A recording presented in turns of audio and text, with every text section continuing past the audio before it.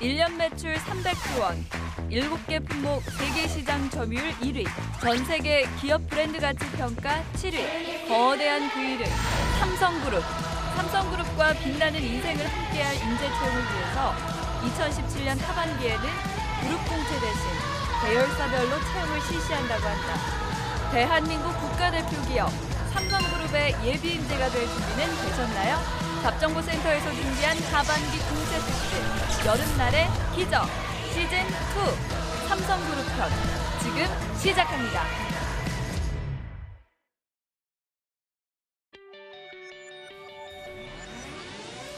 네, 안녕하세요. 성공 취업의 시작 잡정보센터의 김승재입니다. 안녕하세요. 이윤정입니다.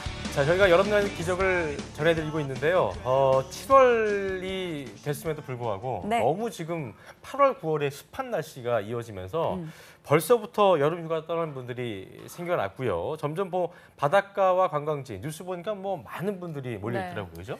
맞습니다. 그런데 취준생들에게는 지금이 정말 가장 중요한 때인데요. 그렇죠. 이번 여름을 어떻게 보내느냐에 따라서 2017년 마무리가 결정납니다. 그렇습니다. 아무 성과도 없이 취업 재수, 삼수를 하게 될지 아니면 합격 통지서를 떡하니 받게 될지는 여러분들의 어떤 여름나기에 달려있다. 이렇게 해도 과언이 아닐 것 같습니다. 네, 많은 취준생들이 결실을 맺기 위해서 지금 이 순간도 정말 열심히 달리고 계실 텐데요. 네. 그 옆에 저희 잡정보센터가 있다는 거 잊지 마시길 바랍니다. 그렇습니다. 취업준비생들의 인생의 기적 같은 합격 소식을 알려드릴 대기업 하반기 공채 특집 여러분의 기적. 오늘 순서 지금 바로 출발합니다.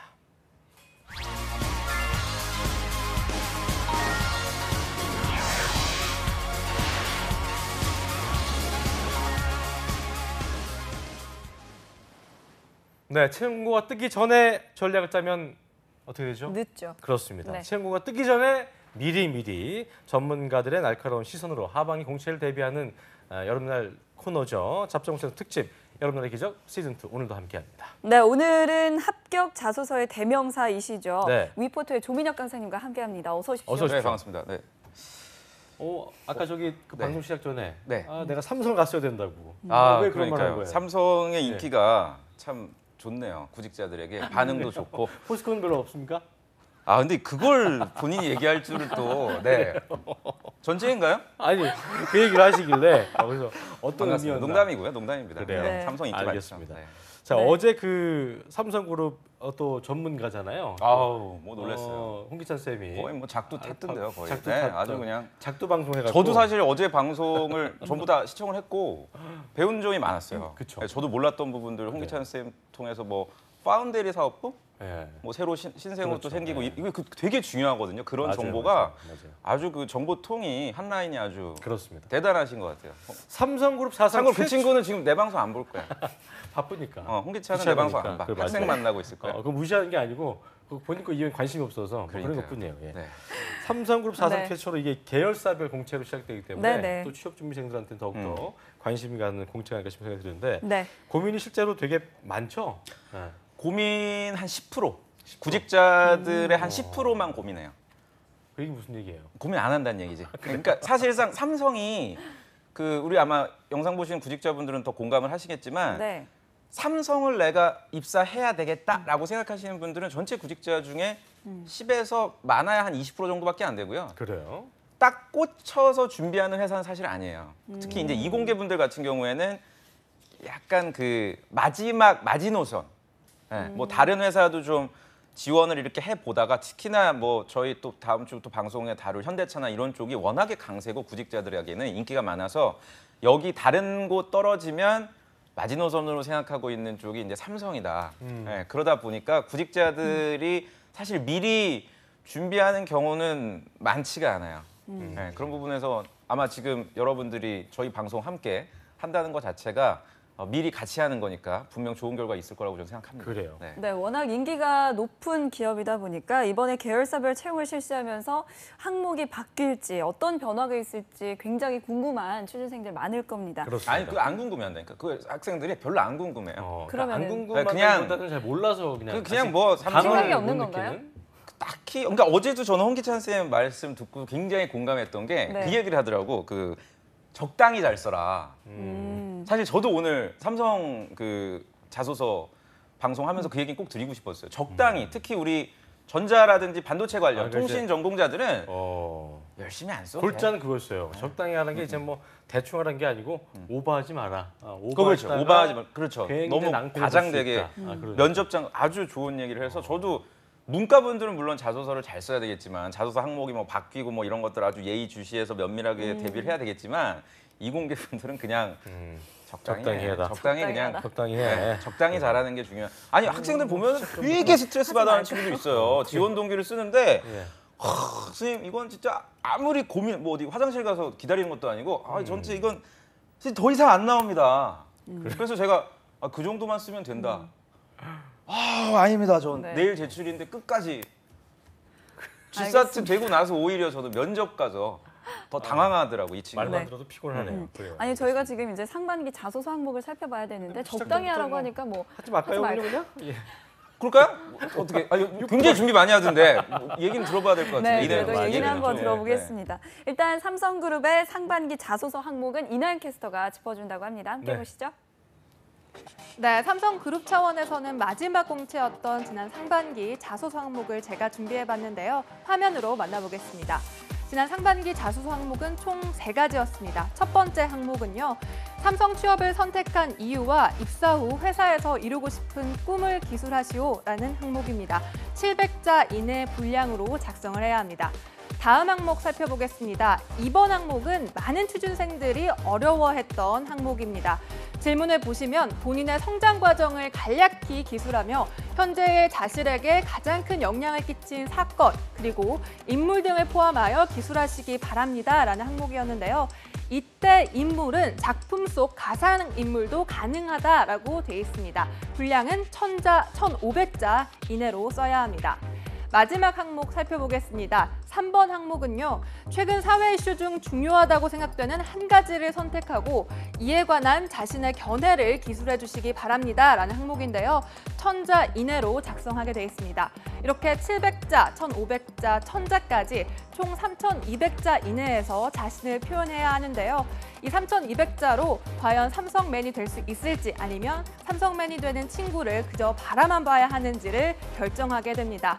이제 하반기에는 계열사별로 공채가 처음으로 이뤄지게 되는데요. 이 계열사별 공채가 이뤄질 때는 자소서 항목이 또 어떤 점에 주목을 해봐야 할지 지금 스튜디오에서 자세히 살펴드리겠습니다.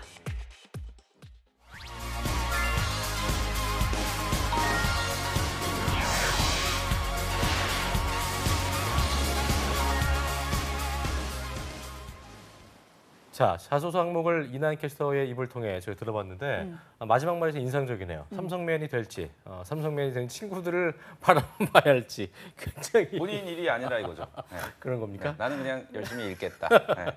알겠습니다. 이게 보니까 삼성이 자기소개서 항목이 정말 뭐 심플한 느낌이어서 딱히 바뀔 게 없지 않을까 싶은 생각이 들기도 하지만 어제는 또 이제 홍기찬 쌤은 바뀔 수 있을 거라는 예상을 했었고 어떻게 좀 예상해요? 저도 항목은 바뀔 거라고 확신을 해요. 왜냐면은 그 항목이 굉장히 심플하고 사실 네. 지금 뭐 정부에서도 강조하고 있는 이런 탈스펙 직무 역량, 직무 관련된 경험 이런 부분들을 확인하는 항목이 없어요. 지금 삼성 같은 경우에 기껏 한 1번 항목 정도에서 뭐 보여줄 수는 있으나 글자 수도 700자밖에 안 되기 때문에 사실상 직무 역량을 보일 수 있는 부분이 없어서 그 부분에 대해서는 분명히 제가 볼 때는 뭐 계열사 채용을 하더라도 확인을 할 거고요. 참고로 현대자동차 같은 경우에는 2번, 3번 두 항목에서 다 점검을 하고 있어요. 직무를 잘 수행할 수 있는지. 그래서 삼성은 분명히 바뀔 거라고 판단이 되고 사실 저는 그거보다 더 중요한 게 뭐냐면 이거는 물론 이제 좀 오프 더 레코드로 저도 삼성 엔지니어링 지인이에요? 네, 지인이 이제 인사팀에 있는데 그분 이제 대학 동기인데 그 친구한테 물어보니까 그 회사 같은 경우에는 자소서를 꼼꼼히 보지 않는데요. 그러니까 무슨 말이냐면 아날로그 방식으로 평가하는 사람들이 일일이 꼼꼼히 읽는 대표적인 회사가 이제 CJ하고 현대차 정도 되고요. 삼성 같은 경우에는 그 삼성이 듣기 좋아하는 단어나 그 키워드 또는 수강 과목명 이런 것들을 데이터화, 그러니까 빅데이터로 만들어가지고 그런 단어나 표현들이 들어가 있는 지원자에 대해서 조금 더 우대하고 뭐 이렇게 지금 진행이 되기도 한다고 해요. 그래서 앞서 제가 강조드린 대로 너무 그 경험 선택이라든지 어떤 나의 적극적인 모습을 보여주려고 과장된 표현을 한다거나 너무 그렇게 집착하지 마라. 하실 필요는 저는 없는 회사다. 그러니까 좀 약간 부담 없이 자기소개서를 접근하는 방향이 아마 구직자분들에게 좀 필요할 것 같아요. 네. 네, 지원 동기, 직무 역량, 그리고 입사 후 포부 이게 어떻게 보면 자기소개서의 뼈대라고 할 수 있을 텐데 이 뼈대를 좀 튼튼하게 잡는 법부터 시작을 해봐야 될 것 그래요. 같습니다. 제일 먼저 지원 동기 이거 이렇게는 절대로 쓰면 안 된다라는 게 있을까요? 그러니까 이거는 이제 삼성 아마 1번 항목에 대한 질문이신 것 같은데 삼성뿐만이 아니라 예전부터 저희가 다뤘던 내용이잖아요. 그러니까 이렇게 쓰면 탈락할 수밖에 없는 대표적인 사례 제가 한 2가지 정도만 말씀을 드리면 잘 들어야 돼. 그러니까 이런 거를 니네 재방송으로 보면 안 된다. 지금 재방송으로 보는 친구들이 있지. 이런 거 실시간으로 봐야 돼. 재방송으로 보면 아마 다 편집됐을 거야 지금. 그러니까 실시간으로 여러분들이 지금 보시는 분들. 첫 번째, 단순히 회사가 어떤 사업을 펼치고 있는지를 그냥 구글링해서 팩트를 나열하시면 안 돼요.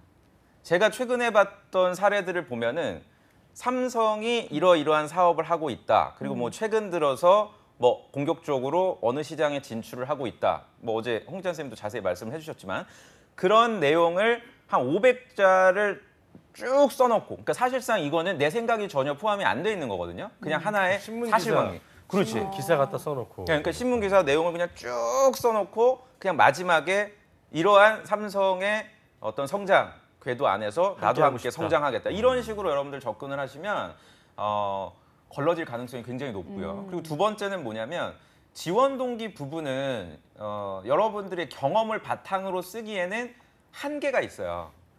예를 들어서 삼성에 왜 지원했냐고 물어봤는데 갑자기 내가 인턴을 수행하던 중에 뭔가를 깨달아서 삼성에 지원했다. 이건 논리적으로 좀 말도 안 되고 신뢰하기도 어려운 자소서예요. 그래서 경험을 바탕으로 여러분들이 지원 동기를, 제가 무조건 안 된다는 건 아니에요. 경험을 바탕으로 쓰실 수 있는 분들이 있어요. 예를 들어서 동종업계에 근무하고 계시다가 어떤 경력을 발판으로 해서 한번 활용을 하겠다라든지, 경쟁사 있는 친구. 그렇죠. 또는 뭐 석사, 엔지니어, 이공계 분들은 내가 연구하고 있는 어떤 이런 분야에서의 경험이 이러이러한 식으로 도움이 될 것 같아서 지원했다. 이렇게 연결고리를 찾을 수 있는 분들이 있는데 아마 영상 보시는 대부분 분들은 뭐 그냥 대학교를 졸업하신 일반 신입 지원자이시기 때문에 경험을 바탕으로 쓰는 거에는 분명 무리가 있을 것이다. 그렇기 때문에 이 2가지 점 여러분들이 유념하셔서 쓰지 않도록 정리를 좀 해주시길 바랍니다.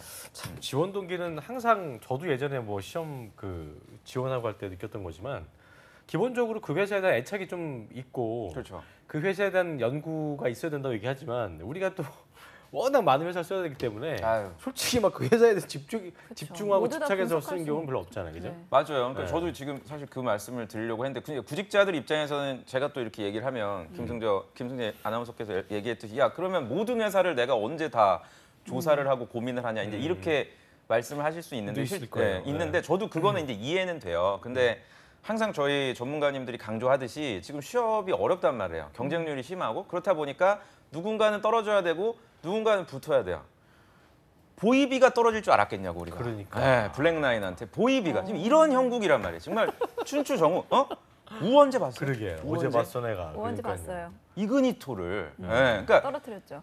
정말 누가 될지 모르는 이런 상황에서 하나라도 더 노력하고 고민한 사람이 결국에는 합격이 되는 시장으로 이제 바뀌었어요. 뭐 좋은 학교 출신인지 뭐 이런 걸 따지지 않고 그래서 저는 여러분들이 힘든 건 제가 이해가 되지만 조금이라도 뭐 발품을 판다라든지 그러니까 채용 설명회라든지 실제로 인사 담당자를 만날 수 있는 그런 자리들은 여러분들이 꼭 가보셔야 돼요. 최근에 그 제 학생 중에 그 네덜란드 회사인 ASML에 합격한 그 학생 얘기를 들어보니까 페이스북의 인사 담당자가 이력서, 레주메 어떻게 작성해야 되는지를 강의를 해줬대요. 근데 실제로 그 영상을 본 사람들은 극히 적대요. 그 ASML을 지원하면서도 페이스북을 팔로잉을 안 한 거지. 별로 그러니까 애착이 없는 거죠. 그래서 그런 작은 부분들 여러분들이 좀 챙긴다면 분명 합격의 지름길로 가실 수가 있으니까요. 제가 여러분들한테 강조드리는 게 막 엄청나게 큰 노력을 하라는 게 아니에요. 그러니까 작은 차이를 좀 디테일하게 꾸준하게 만드는 관심과 노력을 기울여 주시길 바랍니다. 결과적으로 약간 좀 부지런한 친구들이어야 돼요, 그죠? 그렇죠. 부지런한 부지런하고 거에도 신경을 쓰고 부지런하고 좀 집요해야 돼. 집요하죠. 네, 집요하게 계속 꼬리를 물고 맞아. 의심하고 고민하고 네. 이랬던 분들이 합격할 수가 있다. 그렇습니다. 네. 의지를 갖고 하는 친구들이 결국에는 합격의 영광을 얻게 되기가 쉽 것이다. 이런 얘기를 그리고 해주셨습니다. 제가 아까 말씀드린 그 두 가지만이라도 여러분들이 안 해주신다면 저는 우리 영상을 지금 보지 않는 그런 분들 있잖아요. 크게 얘기하면 걔네들이 듣기 때문에 네.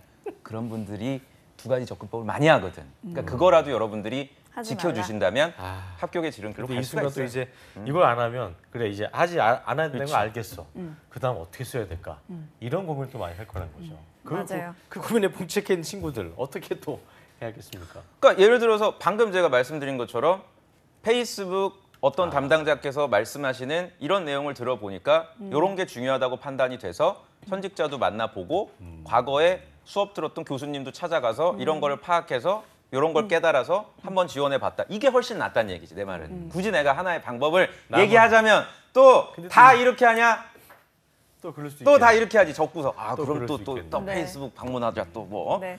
안 돼. 그러면 알겠습니다. 하나의 방법이다. 알겠습니다. 네. 네, 자 그렇다면 입사 후 포부에서는 보통 어떤 실수들을 많이 하나요? 이것도 좀 막연해요. 그러니까 입사 포부도 정말 얘기하면 굉장히 길지만 대표적으로 여러분들이 실수하는 한 가지를 제가 말씀을 드릴게요. 전혀 연결고리가 없는 행동들을 연차별로 나열합니다. 네. 다시 한번 여러분들 말씀드릴게요. 너의 자소서를 지금 꺼내. 기다리고 있어. 꺼내봐, 자소서. 마 꺼냈죠? 봐요. 자, 1년 차 때 선배 사원에게 열심히 배우는 자세로 임하겠습니다. 그렇게 돼 있지? 자, 그 다음에 3년 차 때 내가 담당하고 있는 분야의 전문가가 될래요. 5년 차 때 해외 법인으로 나가서 성장할래요.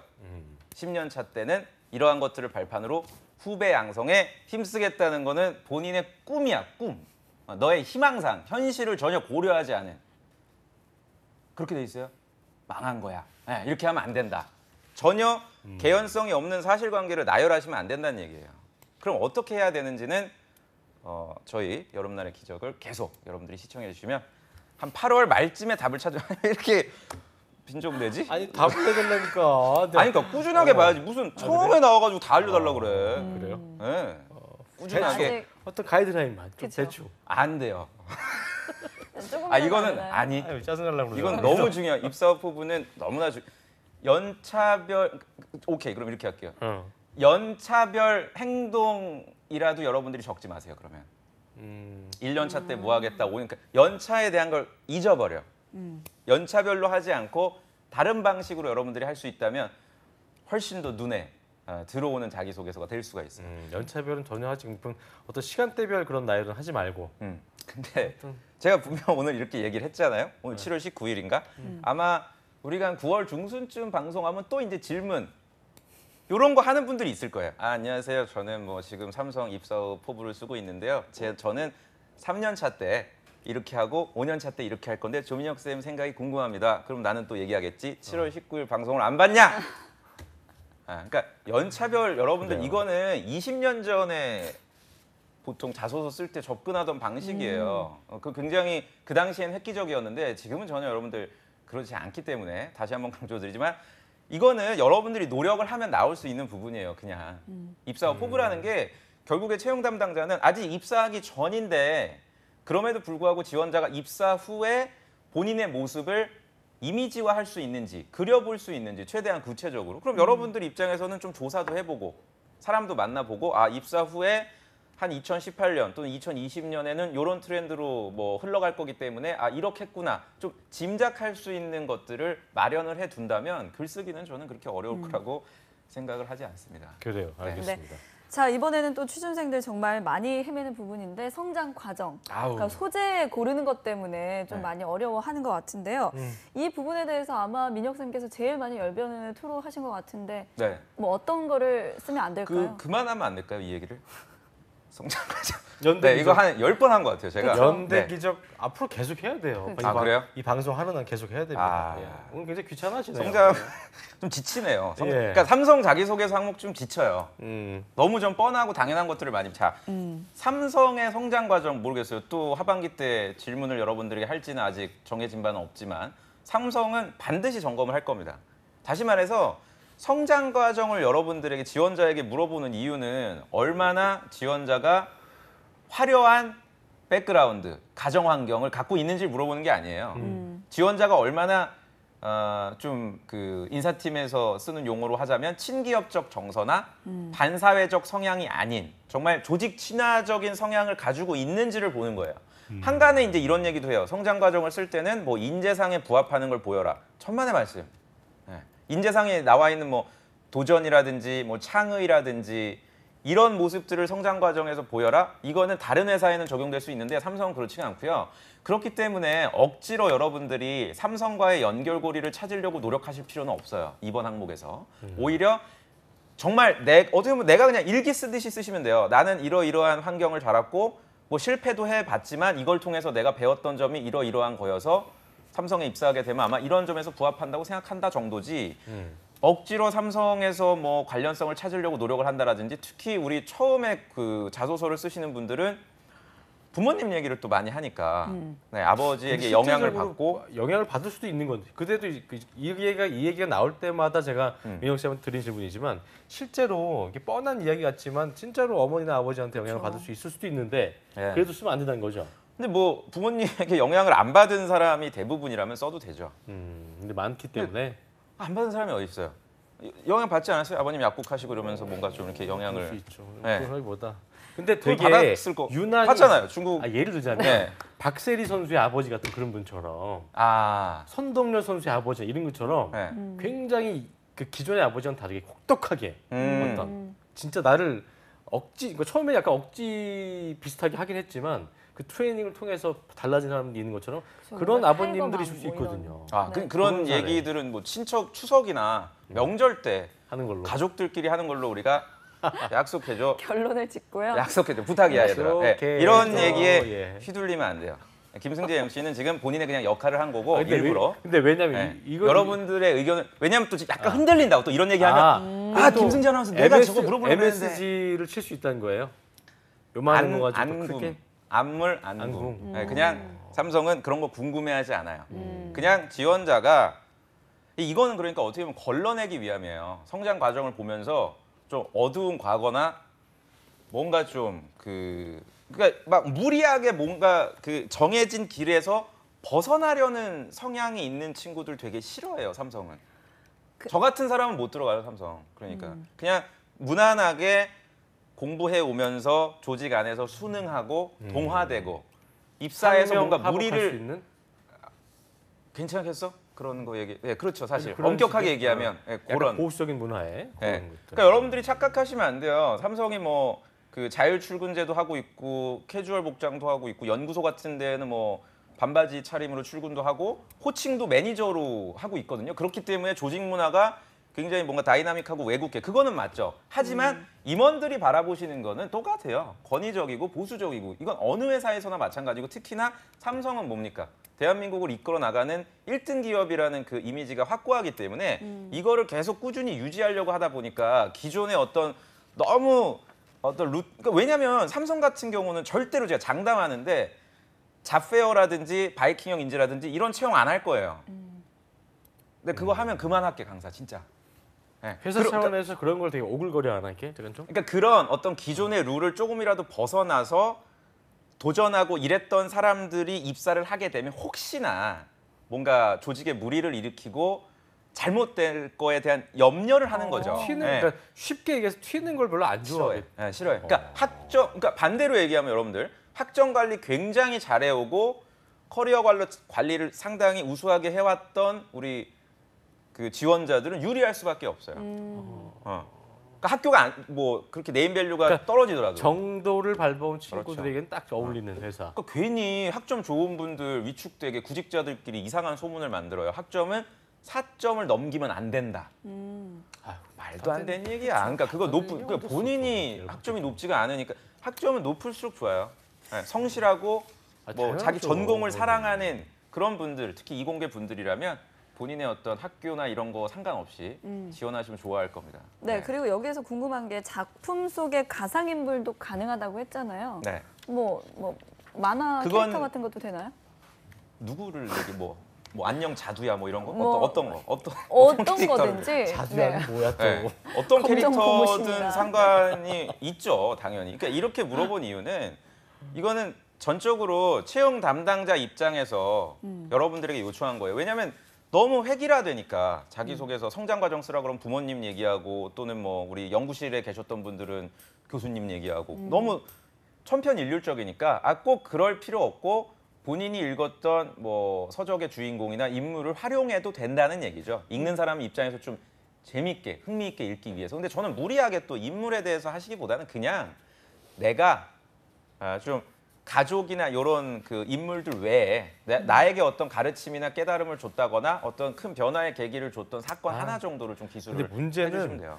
많은 친구들이 어떤 자기 삶에 대해서 이런 집중을 하지 않는다는 거죠. 굉장히 좀 그러니까 추상적인 얘기잖아. 어떻게 보면 맞아요. 이런 걸 잘 해야 비범원사를 될 수 있긴 하지만 정확한 지적이에요. 보통의 사람들은 이런 걸 안 하거든 잘. 근데 갑자기 뭐 하려고 하니 이게 뭐가 있는 얘기지. 그러니까 그렇기 때문에 뭐 구글링을 할 수밖에 없고 베껴볼 수밖에 없고 제가 또 다른 사람들은 어떤 얘기 있었고 꿈틀꿈틀하네. 저도 실제로 예전에 네. 한번 예전에 다른 대기업 한번 지원할 때 자기소개를 잘 쓴 친구가 있었는데 그 친구 걸 하나 이렇게 슬쩍 베꼈나요? 예, 아, 김승재 아나운서께서 있었어요. 지원해. 예, 왜냐면 YTN 저도 이요? 약간 그런 게 어디? 아니 방송 말고요. 그냥 일본 아. 기업이었는데 예. 최근인가요? 아니죠 한 10년 예전이죠. 안 넘어오네. 자, 그랬군요. 그런 근데 적이 있었어요. 그래서 도저히 없는 거야 이게. 예, 어떻게 해야 돼요? 성장 과정 제가 하나 그럼 말씀드릴게요. 요건 제가 얘기 안 드리려고 그러는데 좀 해요. 여러분들만 기억하고 주변에 알려주지 마세요. 실패한 걸 쓰세요. 실패한 거. 성장 과정은. 이거는 여러분들이 노하우로 적용을 하세요. 많은 분 저는 자소서를 많이 실패한 건 보면 내가 실패한 거? 본인이 실패했던 거. 아니 뭐 집안이 실패했다 이런 건. 하지 마, 집안 얘기 하지 말고. 그만해요. 알았어요. 예, 집안 얘기 미안해. 말고 알겠어. 본인이 내가 뭔가 실패했던 거. 다만 학업적인 부분 제외. 뭐 편입을 했다라든지 뭐 전과를 했다라든지 이거는 누구나 다 원하는 거고 희망하는 거니까 진로나 학업은 요걸 제외한 모든 상관이 없어요. 여러분들이 실패했던 뭐 동아리 관련된 것도 상관이 없고 뭐 공모전도 좋고 연애는 안 되겠다. 연애는. 그럼 뭐 그러니까 이런 주관적으로 공감하기 어려운 경험을 제외한 실패를 통해서 여러분들이 깨달았던 바를 써준다면 분명 지금 영상을 보지 않는 구직자 분들에 비해서는 차별화가 될 거고. 근데 이게 또 문제가 뭔지 알아요? 실패도 부지런한 친구는 실패를 하지. 그렇지. 또 안 그런 친구는 실패를 할 수도 없어요. 맞아. 시도 안 하고 트라이를 제가 안 하기 때문에. 학생들 만나면서 가장 사실 좀 놀라면서도 안타까운 부분이 이제 제가 질문을 해요. 학생들한테 모의 면접이나 이런 걸 진행할 때 누구 씨는 굉장히 충실하게 살아오시고 딱히 실패한 적이 없으신 것 같은데 인생에서 가장 실패한 적이 언제냐? 진짜 이러고 있어요. 답을 못 해요. 그리고 기껏 본인의 실패가 얘기하는 사례가 지금이 실패다. 지금 취업 준비를 하는 이게 실패래. 자기는 인생에. 애드립은 했네 그래도. 그러니까 그 정도 수준이기 때문에 왜냐하면 실패를 안 한 사람은 뽑을 리가 없어요. 네, 신입사원을 채용을 할 때 좀 이렇게 다듬어져 가는 울퉁불퉁하지만 이렇게 만들어져 가는 사람들을 뽑지 한 번도 넘어져 보지 않은 사람들. 제가 여러분들한테 실패를 강요하는 건 절대 아니에요. 누가 의도적으로 실패를 하는 걸 즐기겠어요. 그게 아니라 하다 보면 넘어질 수도 있는데 그거에 대해 그러니까 예를 들어서 내가 첫 직장을 한 3개월 정도 다니다가 지금 다시 구직 활동을 한다. 쓸 수 있는 거예요. 그러면 첫 직장에서 내가 느꼈던 바, 처음에 입사하기 전에는 몰랐던 바를 들어가 보니까 정말 조직 생활이라는 게 이렇게 어렵구나. 예, 팀장을 잘 만나야 되는구나. 예를 들면 여성으로서 영업 관리자로서 이런 부분이 되게 힘들었구나. 이 경험을 하지 않았다면 절대 알 수 없었을 그런 소중한 얘기들. 그러니까 여러분들만의 그 스토리가 분명 있을 거거든요. 그러니까 어떻게 보면 실패하는 것도 뭔가 시도한 거니까 아까도 뭐 동일한 얘기를 그렇죠. 주겠습니다만 노력이나 성실함이 속도가 될 수 있는 부분이잖아요. 실제로 예전에 제 아는 동생은 이게 그 2년제에서 4년제 서강대학교로 편입을 해서 학점을 나오기는 너무 어려웠대요. 그래서 물리 쪽이 너무 힘들어서 저기 수능학원 가가지고 밤에 수업도 들었대요. 네. 그렇게 해서 학점 땄다고 하니까 전자학과였는데 그러니까 그런 어떤 시도들. 그런 거는 좋죠. 그 정도. 그쵸. 그리고 우리 3주 전에 나왔던 왜 학생이 있었잖아요. 숭실대 그 전기과였던 것 같은데 자기 축구 선수였나요? 부상 그렇죠. 골반 부상 당해서 네네네. 그런 거 되게 좋았잖아요. 편돌이. 네, 편들 말고 왜? 그 한 20개 정도 지원했는데 한 10몇 개가 합격했다는 90% 이상. 그 친구. 현대자동차 최종으로 떨어진 저기 그 목사님. 네, 제가 거의 한 전도사님. 10점을 줬잖아요. 굉장히 높게 자기소개서. 그러니까 그분의 자소서처럼 돌려보시면 아마 여러분들이 아실 거예요. 어떤 성격의 자소서가 도움이 될지.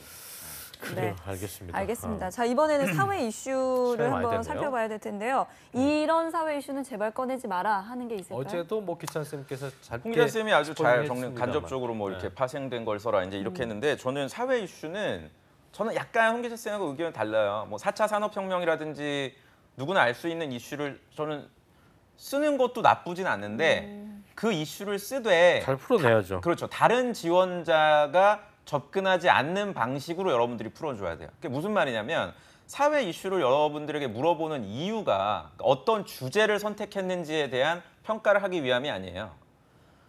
다시 얘기를 드릴게요. 사회 이슈, 어떤 사회 이슈를 지원자가 선택했는지를 평가하기 위함이 아니라고요.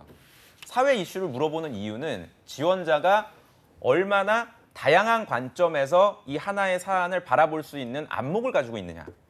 예를 들면 지금 추경 예산 편성에 대해서 굉장히 많은 얘기들이 오가고 있잖아요. 뭐 일자리 창출을 위해서 뭐 거의 대통령께서는 재난의 수준이기 때문에 직접 국회에 나가서 연설도 하시고 그래서 추경 예산 편성이 시급하다라고만 끝내면 안 돼요. 이건 관점이 하나밖에 없지. 반면에 하나의 관점을 더 넣을 수도 있죠. 이렇게 국가에서 도와주지만 정작 구직자들 입장에서는 게으르다. 그들도 각성해서 미리부터 그러니까 개인의 문제, 사회의 문제, 뭐 정부의 문제, 기업의 문제 이런 다양한 관점에서 이 추경 예산 편성이라는 주제를 여러분들이 접근을 한다면 다른 학생들도 추경 예산 편성에 대해서 쓴다고 해서 여러분들도 똑같이 획일화되지 않는다는 얘기예요. 이해가 되시죠? 그러니까 주제를 여러분들 선택을 어떻게 해야 될지는 어제 홍기찬 쌤 말씀 분명 굉장히 좋은데 저는 여러분들 입장에서 좀 평이한 주제더라도 다양한 그럼 이거는 또 어떻게 습득할 수가 있느냐? 연합뉴스 많이 봐요. 네, 뉴스, 그러니까 뉴스 채널이라든지 신문은 컬럼 부분 있잖아요. 컬럼, 사설이나. 그러니까 사설이나. 열린 결말인 그 글들을 여러분들이 좀 많이 보다 보면은 한쪽으로 쏠리지 않는 사고를 하실 수가 있어요. 그러니까 그런 부분들을 이슈로서 선택을 해주시길 좀 당부를 드립니다. 예. 다 얘기했어. 그러니까 전부 다. 알겠네. 3번은. 예. 네. 자, 그렇다면 이제 만약에 그 이번 하반기 사상 최초 이제 계열사별로 공채를 진행하는 거잖아요. 만약에 추가될 수 있는 항목이 있다면 어떤 게 있을까요? 직무 역량에 대한 걸 점검을 할 거예요. 반드시. 지금 지원한 지원자의 직무 또 관련된 계열사별이기 때문에 그 계열사에 해당되는. 그렇죠. 뭐 예를 들어서 내가 삼성 화재에 지원한다. 그러면은 당연히 보험업이라든지 이쪽 분야에 대한 관심을 파악을 해야 되기 때문에 자격증을 가지고 있는지 뭐 이런 부분들도 자소서에 여러분들이 어필을 해야 되겠죠. 그러니까 이거는 여러분들이 이렇게 당황할 부분은 아닐 것 같아요. 워낙에 평소부터 직무 역량이 중요하다는 거는 이미 알고 계시니까요. 자소서 항목이 그냥 추가됐을 뿐이다 이렇게 이해하시면 될 이거 것 좀 같습니다. 궁금한 네. 점인데 얼마 전에 그 이슈 분석 중에 하나가 지금 반도체 호황인데 어떤 전문가였어요. 18년 말이면 이게 끝날 거다. 이런 얘기가 나왔는데 결과적으로 그런 거에 대한 어떤 우려의 목소리라든가 이런 것들을 내비치는 건 별로 좋지 않죠. 그럼 사회 이슈예요? 그렇죠. 그럼 잘하고 있는 부분에서 그렇죠. 그런 찬물을 부분들을 끼얹는? 건드려 주면 아마 탈락하겠죠. 굳이 필요 없는 얘기를 그건 이제 시사 평론가시니까 하실 수 있는 얘기인 거고 여러분들은 반대 입장이에요. 그래요. 이런 호황 속에서 회사에 기여하기 위해서 입사하는 분인데 그걸 뭘 해야 비판적 될지. 시각으로 바라볼 필요는 전혀 없는 그래요. 거죠. 알겠습니다. 네. 자, 마지막으로 신의 한 수 한 말씀 해주시죠. 짧게 한 말씀 해주시죠. 삼성을 1순위로 생각하지 마시기 바랍니다. 저는 삼성 외에도 그러니까 삼성을 1순위로 이공계는 일단 들어가야죠. 이공계는 또 계열별로 가잖아요. 근데 뭐 그 어제도 얘기했지만 전자를 제외한 다른 회사들은 사실상 뭐 그렇게 큰 성과를 내고 있지 않아서 인원을 많이 뽑지도 않을 거예요. 그러니까 삼성 자소서는 오늘 제가 말씀드린 수준 정도에서만 작성을 하시고 그다음 저희가 이제 지금 계속 한 10개, 10개 기업 정도를 저희가 여름날의 기적을 통해서 여러분들하고 만나볼 거거든요. 그러니까 꾸준하게 저희 방송을 시청해 주시는 게 신의 한 수 잘했니나? 잘했어요. 네, 잘했다고 잘했어요. 하네요. 네, 네. 100점 만점에 100점. 오늘도 그렇습니다. 감사합니다. 도움 네. 말씀 주신 위포트의 조민혁 강사님 오늘도 아주 감사했습니다. 고맙습니다. 네. 고맙습니다. 잡장센터 1부 여기서 마치겠고요. 잠시 후 2부에서는요. 이나은 캐스터와 함께하는 전국 각지의 생생한 일자리를 알아보는 시간이죠. 일자리 방방곡곡이 준비되어 있고요. 네, 그리고 TV 취업 상담소도 준비되어 있습니다. 어디 가지 마시고요. 채널 고정.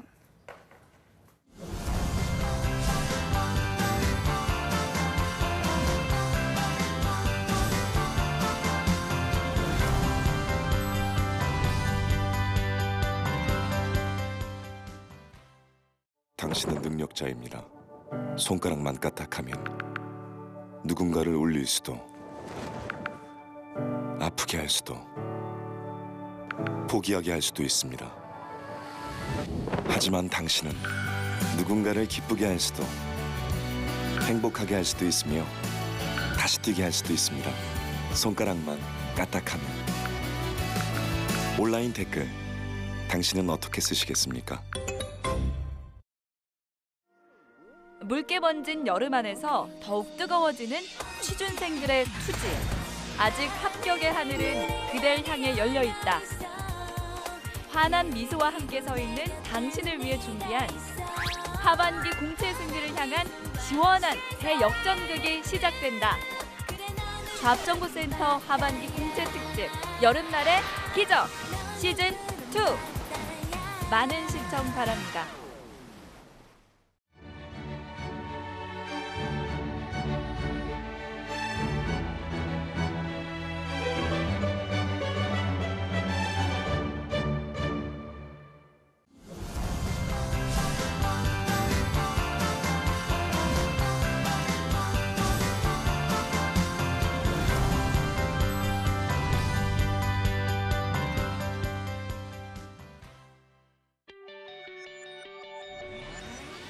안녕하세요. 잡정보센터 2부의 문을 열었습니다. 2부에서는요. 취업 때문에 힘들어하는 우리 취업준비생들의 고민을 속 시원하게 해결해드리는 시간이죠. TV 취업 상담소 시간이 준비되어 있고요. 네, 먼저 이나영 캐스터와 함께하는 일자리 방방곡곡부터 바로 만나보시죠.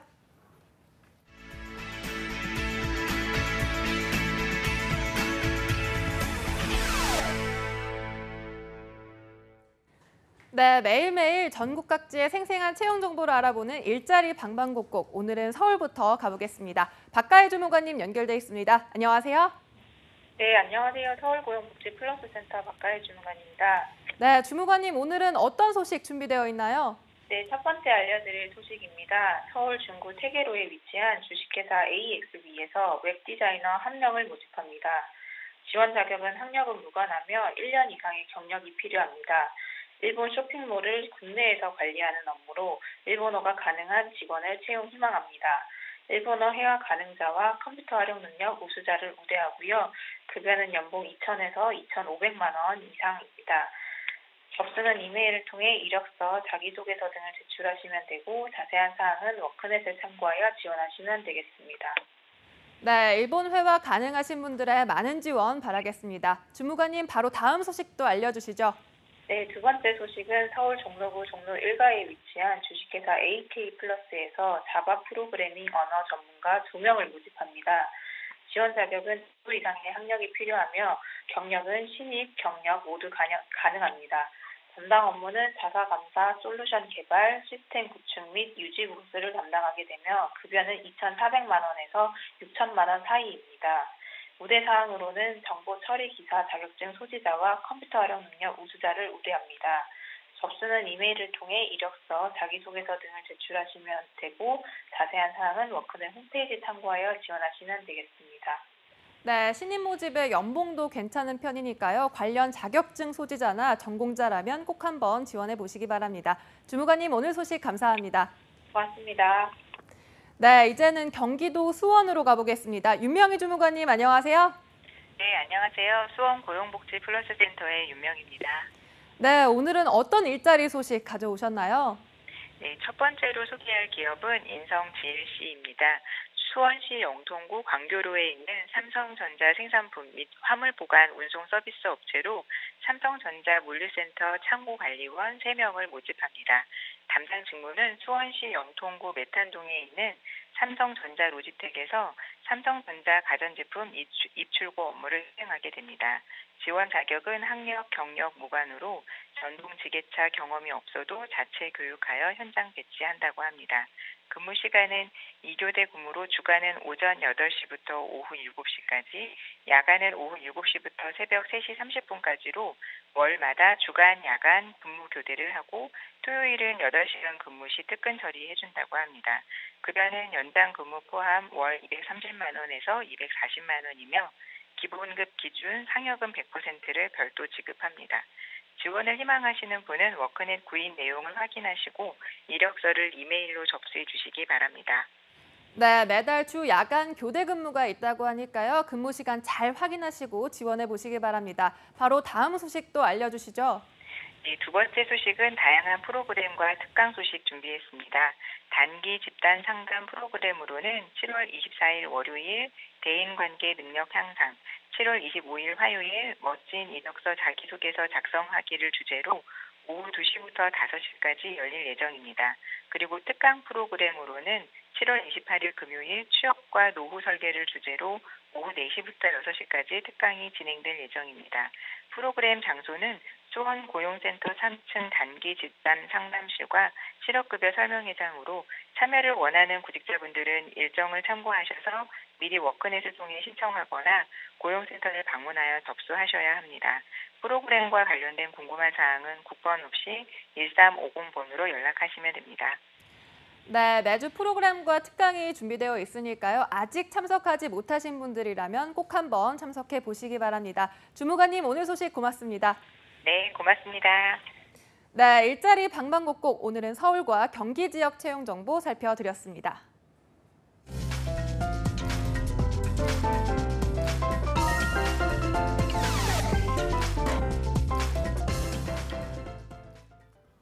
네, 이번 시간은 스펙 때문에 또 취업 때문에 고민인 취업에 집중할 수 없는 우리 취업 준비생들을 위한 시간이죠. 취업 고민 타파, 바로 TV 취업 상담소 시간입니다. 네, 여러분들의 고민을 속 시원하게 해결해 주실 분 모셨습니다. 네. 인하대학교 일자리 센터의 김도윤 코치님 나오셨습니다. 어서 오십시오. 어서 오십시오. 네. 반갑습니다. 더위를 잘 타고 계십니까? 어떻게 좀 더위 네. 잘 타시죠? 자전거보다 더위를 더 잘 타는 것 같습니다. 그러니까요. 어떻게 이겨내고 있습니까? 우선 뭐 사무실 안은 계속 에어컨이 나오고요. 요새는 방학이라 이제 직무체험이라는 프로그램 담당을 하거든요. 그렇군요. 그래서 기업 방문하는데 계속 차 안에서 이동을 하니까 네, 에어컨을 빵빵하게 틀며 여름을 이겨내고 있습니다. 요즘 이게 여름방학 프로그램이 그거 지금도 직무체험 그건가 봐요? 네, 맞습니다. 어떤 내용이에요, 여기요? 그 직무체험, 현장 실습, 뭐 인턴 뭐 같은 이름들이거든요. 네, 네. 같은 내용인 거고요. 그러니까 한 달 동안 학생이 직접 기업에 가서 한번 체험을 해보고 예, 뭐 현장에서는 이제 학생들 상대로 여러 가지 뭐 프로세스들 안내하고 서로 윈윈할 수 있는 그런 프로그램입니다. 알겠습니다. 네, 자 그리고 2부의 도우미 쥐니 한유진 캐스터 나와 있습니다. 어서 오십시오. 어서 오십시오. 네, 안녕하세요. 네, 안녕하세요. 네. 진희입니다. 머리가 진짜 지니 같네요. 예. 네. 네. 뭔가 아이돌 같아요. 뒷꼬리가 그 지니의 여기 꼬리 같은 꼬리를- 느낌. 꼬리가 꼬리 포인트예요. 같은 느낌이에요. 알겠습니다. 오늘도 어떤 취업 준비생들의 소원을 들어주길 바라면서 시작해 보겠습니다. 자, 오늘 사연 들어가기 전에 먼저 앞서서 TV 취업 상담소 고민 신청 방법을 어떻게 하면 되는지 한준희 캐스터가 정리해 드리겠습니다.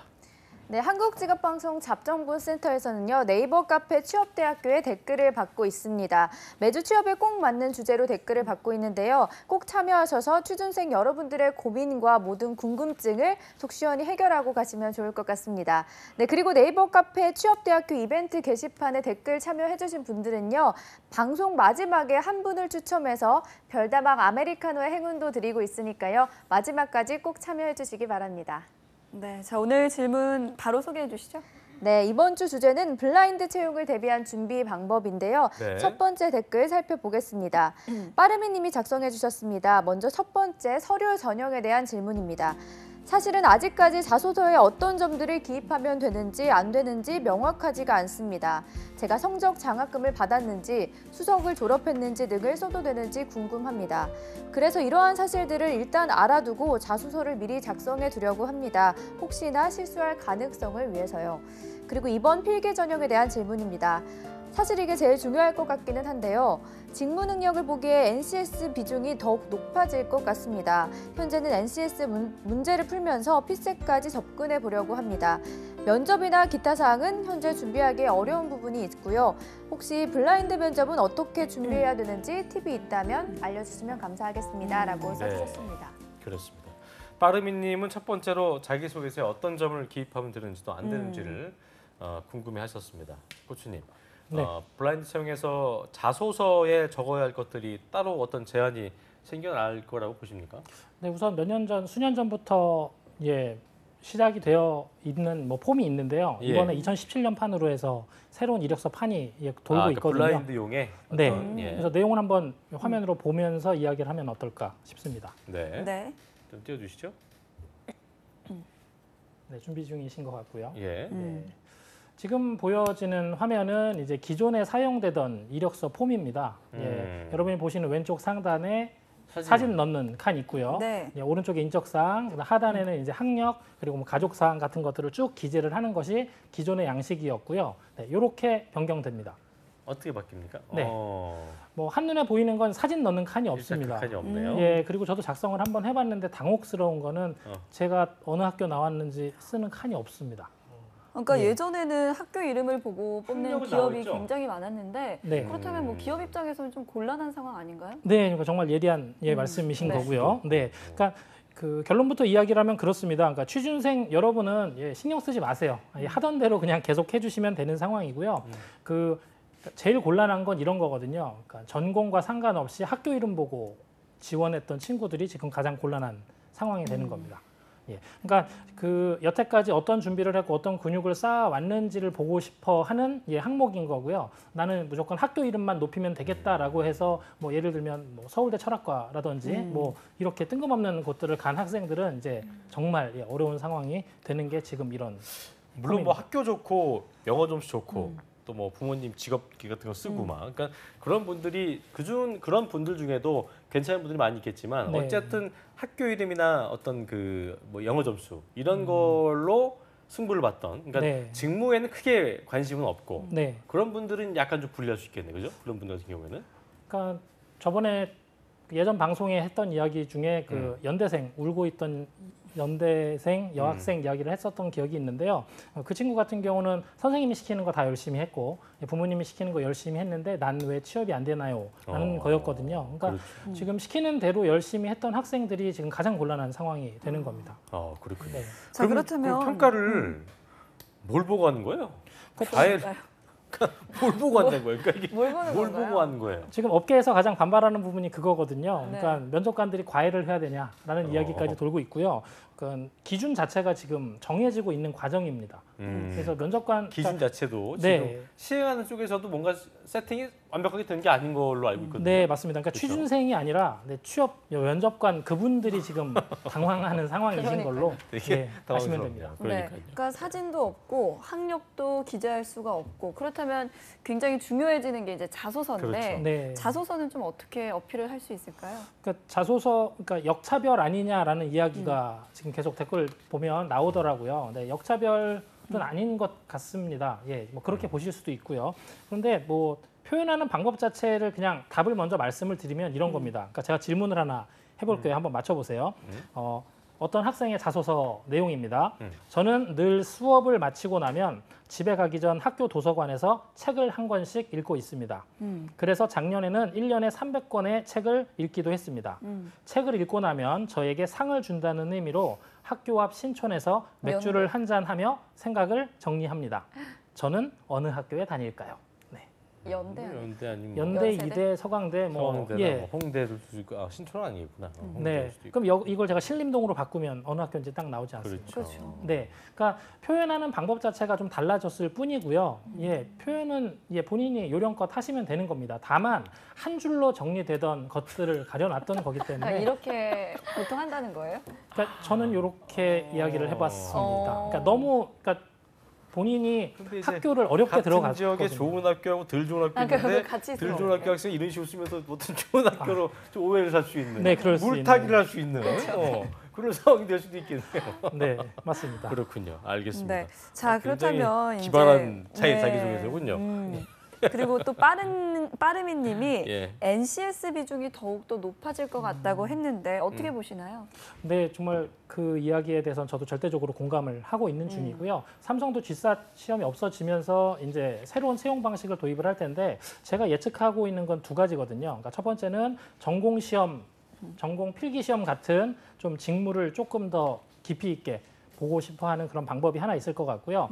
또 하나는 나 자신을 증명하는 내가 이 진로를 이렇게 탐색해왔다라는 나를 알리는 방법. 그 두 가지로 지금 저는 예측을 하고 있습니다. 그렇군요. 그러니까 예. NCS에서 보고 싶어하는 직무 역량은 당연히 강조가 될 것 같습니다. 네, 직무와 자신이 가장 잘 맞는 것을 증명하면 된다 이 말씀이신 건데 블라인드 면접에서 팁이 있다면 어떤 게 있을까요? 물론 면접관들도 이제 과외를 받아야 된다 이런 상황이긴 합니다만 어쨌든 수험생 입장에서는 준비를 해야 되기 때문에 네. 어떤 걸 가장 좀 중시할 수 있을까요? 여러 직무가 있는데요. 개인적으로는 그 영업 직무에 있던 친구들이 가장 빛을 발하는 상황이 되지 않을까. 영업 직무에 있는 싶습니다. 친구들이 빛을 발한다. 네, 그러니까 물건을 파는 거지 않습니까? 자기 자신을 팔아야 하는 부분인 거고요. 자기가 그동안 어떻게 준비해 왔는지에 대한 것들을 어필을 하는 거거든요. 그러니까 예전에는 내 주머니에 동전이 얼마가 들어있다라는 걸 증명하는 방법이었다면 지금은 내 실루엣 자체를 표현하는 거거든요. 그러니까 예전에는 나 이거 갖고 있어요라는 걸 보여주셨다면 이제는 저 이렇게 준비해 왔어요라는 것들을 보여주는 그런 과정이면 되는 거고요.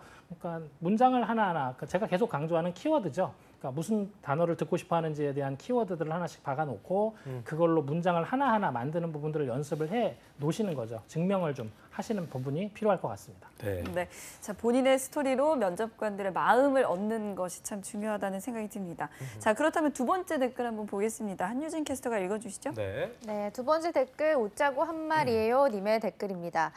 사실 블라인드 채용이라고 해도 지금 하고 있는 것과 큰 차이가 없을 것 같아요. 일부 기업에서는 학교 학점 안 보고 필기를 중요하게 평가하고 있으니 신입이기에 경력을 채울 수도 없고 직무 능력을 강화하기 위해서 NCS를 준비하고 있습니다. 근데 사실 저의 고민은 제가 학점을 채우기 위해서 9학기를 더 다닐까 아니면 낮지만 3점 초반에 이 학점으로 졸업할까 고민 중이긴 한데요.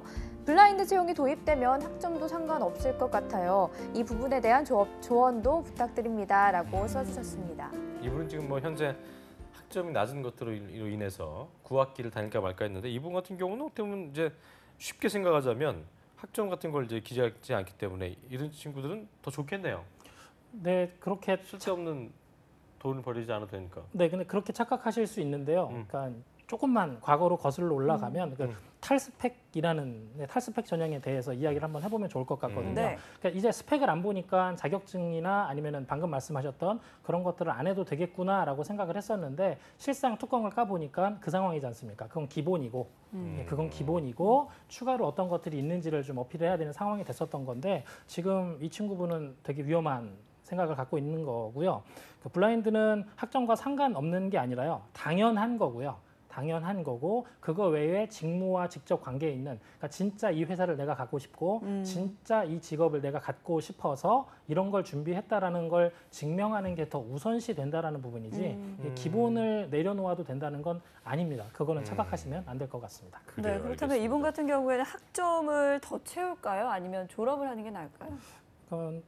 본인 선택하기 나름인 것 같은데요. 그러니까 이게 얘가 적절할지는 모르겠습니다만 그 고등학교 졸업을 하고 본인이 원하는 점수를 못 받아서 대학교를 선택하는 상황으로 예를 한번 들어보겠습니다. 내가 재수를 하는 게 좋을지 아니면 우선 내가 점수에 맞는 학교에 입학을 해서 반수를 하는 게 나을지 아니면 어떤 학교든 들어가서 편입을 준비를 하는 게 나을지에 대한 선택들을 할 수가 있을 텐데요. 우선 수능 성적만 본다면 재수가 분명히 맞는 거겠죠. 근데 하지만 대학교에 입학을 해서 대학 생활을 하다 보면 실질적으로 내가 이 전공을 통해 어디를 갈 수 있다라는 진로를 더 고민을 해볼 수 있는 부분이기 때문에 개인적인 제 사견으로는 우선 사회 진출을 먼저 해보셔서 경험을 해보시면서 견문을 좀 넓히시는 게 사실은 더 맞고요. 그렇게 해서 경력직으로 가시는 게 지금 본인의 스펙보다 더 좋은 회사에 갈 확률이 더 높다고 생각됩니다. 차라리 올드루키가 되는 게 낫다. 네. 그냥 학교에서 더 해봤자 솔직히 또 이전의 어떤 습성들이 있기 때문에 네. 뭔가 다른 어떤 획기적인 모습을 발견하기 쉽지 않을 거예요, 그죠? 네, 그러니까 확 벗어내야 되는데 그건 말씀하신 그런 대로 케이스는 뭐 별로 없었죠, 솔직히. 그냥 없다고 보시는 게 맞습니다. 그래요, 알겠습니다. 예. 자, 두 분과 함께했어요. 웃자고 한 말이에요 분과 아까 그분 이름 뭐였나요? 예. 빠르미님 둘 중에 커피 한 잔 드실 분 뽑아야 되는데 네, 뽑아주시죠. 뭐 제 생각으로는 이제 NCS와 피셋을 함께 준비한다라는 앞에 분. 그 시선 마음에 들고요. 빠르미님. 빠르미님에게 그래요. 주시면 어떨까 싶습니다. 웃자고 한 네. 말이 박수. 빠르미님 당첨 자, 축하드립니다. 별다방 아메리카노 축하드리고요. 일단 기본적으로 두 번째 분은 이제 약간 좀 더 정신을 차려야 될 것 같아요. 네, 약간 네, 정말 본인이 뭐 하고 취업을 좀 싶은지 더 잘 해서 네. 올드루키를 노려라 이런 말씀을 해주셨습니다. 네. 그래요. 네. 자, 마지막으로 블라인드 채용 걱정하는 취준생들을 위해서 한 말씀 해주시죠. 네, 블라인드 채용이니까 뭐 블라인드를 예를 들어서 한번 이야기를 해볼까 합니다. 그러니까 제 눈앞에 블라인드가 쳐져 있는 겁니다. 그리고 제 앞에는 면접관이 서 있고요. 면접관이 본인이 원하는 만큼만 블라인드를 거둘 수 있습니다. 발끝까지만 걷으면 여러분의 발만 볼 것이고요. 싹 다 걷어버리면 여러분의 얼굴까지 다 볼 수 있습니다. 그런데 1차에 시험을 봤던 사람이 저한테 얘기를 해주는 겁니다. 무릎까지만 걷으니까 발 밑에만 신경 쓰시면 될 것 같습니다. 하고 갔는데 다음 차수에 본인이 가보니까 블라인드를 다 걷어버린다. 라고 하면 정말 당황스러운 상황이 되는 거거든요. 예, 그러니까 예전에는 쪽집게 과외가 먹혔는지 모르겠습니다만 전 현재 제도를 응원합니다. 그러니까 이유는 그거거든요. 정말 열심히 준비한 사람, 정말 하고 싶은 사람을 뽑아내려는 정부의 노력이라고 생각을 하고요. 예, 면접관님들 고생 많으실 겁니다. 네, 힘내주시면 그래요, 좋겠습니다. 일단 뭐 아무것도 아직까지는 막 제대로 세팅된 상태가 아니기 때문에 너무 네. 두려워하는 마음보다는 기존에 나와 있는 어떤 정보들을 이용해서 내가 할 수 있는 부분들을 최선을 다하는 게 집중하는 게 중요하지 않을까 생각이 되네요. 알겠습니다. 네. 자, 오늘 함께 해주신 김도영 코치님과 그리고 한유진 캐스터 고맙습니다. 두 분 고맙습니다. 자, 오늘 어떻게 보셨나요? 한 시간 아주 알찬 시간을 보냈는데요. 내일도 하반기 대기업 공채 특집 여름날의 기적 시즌2는 계속됩니다. 네, 저희는 내일 오전 10시에 웃는 얼굴로 다시 찾아오겠습니다. 네. 시청해주신 여러분 고맙습니다. 고맙습니다.